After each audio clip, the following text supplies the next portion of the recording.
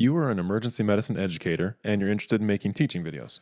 But here's the thing, you've seen some boring videos and you don't want to go there. You know your learners won't tolerate it. And for all the time you're planning to put into this, you'd really like your videos to have a bigger impact. So, how can you make more effective teaching videos? You need some guidance from educational theory. A quick review of educational theory related to making videos can help, so let's take a look. For an overall picture of what we're trying to accomplish, let's look at cognitive load theory. This states that a learner is challenged by three types of cognitive load at the same time. There's intrinsic load, which is inherent to the material. It can't be changed. Germane load is the good stuff that contributes to learning. And last, there's extraneous load, which is all the other stuff that doesn't help you learn. So we want to maximize this and minimize this. But how do we do that? First, we need to pay attention to how long our videos are. You probably have a sense from experience that shorter is better, but how long is too long? Turns out it's about 6 minutes. Any longer than that and attention drops off sharply.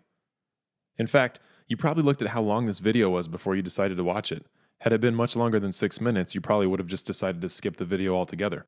But what if we need to cover more material than we can fit into 6 minutes? Don't try to cram it all into one video. That would make the intrinsic load too high. If you have too much material to cover, segment it into more than one shorter video. How should we present information in a video to maximize learning? Well, thankfully, a psychologist named Richard Mayer and his colleagues have studied that exact question. They've described all sorts of evidence-based tips for making better multimedia learning activities. Let's look at a couple. Now, you might be tempted to add an image of your face to the screen. Turns out that doesn't help. It just distracts the learner's attention from the material. In fact, anything that requires additional cognitive load and doesn't contribute to learning should be weeded out. Music is fun, but it distracts when you're trying to learn from a video. Get rid of it so it's easier to pay attention. Don't put phrases on the screen that you'll also speak. It splits the learner's attention, which leads to less learning than if you just did one or the other. In fact, I bet you're feeling really distracted right now. Humans learn by two channels, visual and auditory, and they're separate. If you load both channels with the exact same information, you distract the learner. A lot of text overwhelms the learner's processing abilities. Use text sparingly to signal the important elements you want to draw attention to.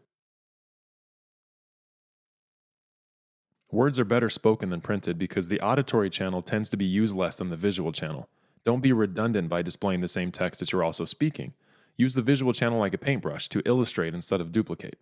If you're teaching a procedure, first-person perspective or point of view video allows the learner to see the procedure from their own perspective. It also means they don't need to mentally transpose the action to their point of view to picture themselves performing the procedure. Compare these two videos. Which one makes it easier for you to picture yourself performing the procedure? The evidence says it's the point of view version on the right. Conversational, friendly speech is easier to learn from than formal speech. Speak relatively quickly and enthusiastically. If I read slow and in a monotone voice, it's hard to pay attention. Think about the most popular or maybe your favorite podcast. They don't sound like they're being read from a script, even though sometimes they are. But I don't want to give you the impression that scripts are bad. Writing a script can help keep your video organized and prevent wandering, which you don't have time for if you want to stay under 6 minutes. It's going to take some practice to be able to read a script without sounding like you're reading it. Now's the time to sharpen your acting skills. It also helps to make your script as conversational as possible.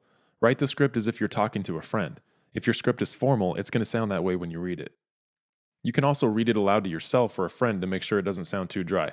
The more it sounds like a conversation, the more you'll engage the learner. So go out there and make an engaging emergency medicine teaching video. You can do it. Just remember, keep it short, conversational, and avoid cognitive overload.